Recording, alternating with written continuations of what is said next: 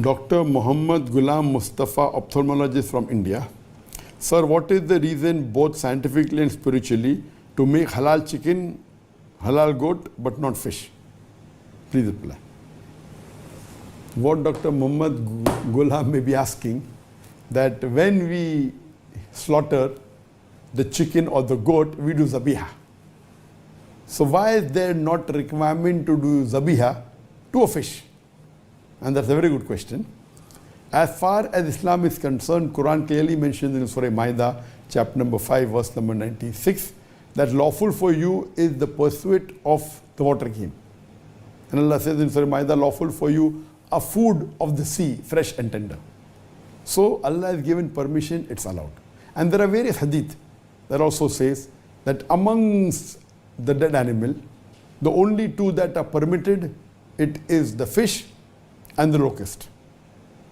So the hadith, and only blood that is permitted is that of the spleen and the liver. So Islamically, it is permitted to have fish without doing zabiha. But we know Islamically, whether goat, chicken, or cow, etc., when we have to eat them, we have to slaughter to zabiha. In zabiha, what we do, there are various conditions. The main is that see to it that the knife is sharp.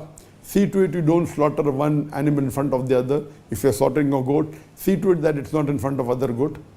See to and the knife is sharp, and you do it swiftly.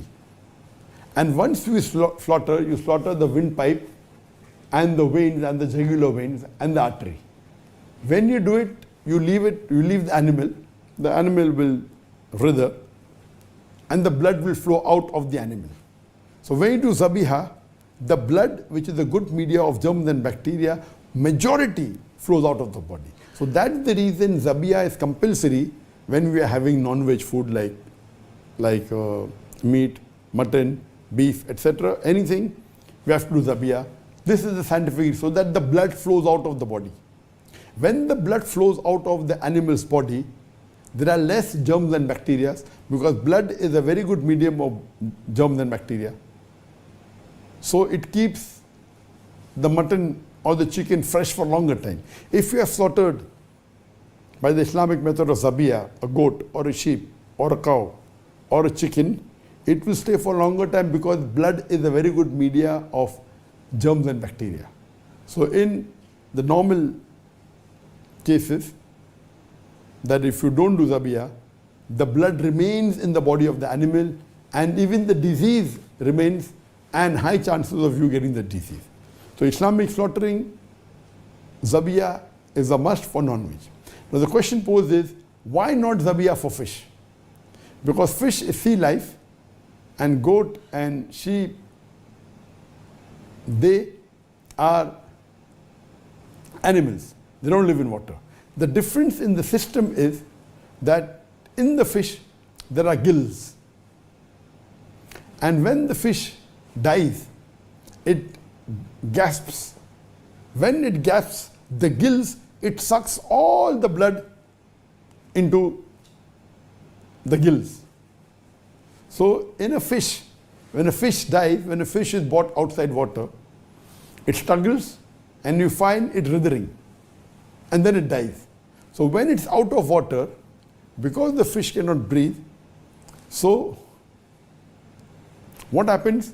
When it starts breathing, and it cannot, it can only normally breathe in water. It doesn't have the function to breathe the normal air like how human animals have. So what happens? Most of the blood is sucked by the gills. So when a fish has died because of loss of air, loss of oxygen, when it dies, the blood is sucked by the gills.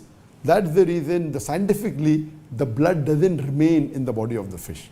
Number one, the blood of the fish differs from the blood of the goat, the sheep, or the animal. It's not as much of bacteria and toxins as the blood of the goat, the cow, the sheep. And secondly, the blood is sucked. So first of all, this blood is not as dangerous as the blood of the animals. Number two, the blood is sucked. Because the blood is sucked, the germs and bacteria are not there. So eating the fish is safe. This is the scientific reason. Hope that answers the question. Assalamu alaikum wa rahmatullahi wa barakatuh.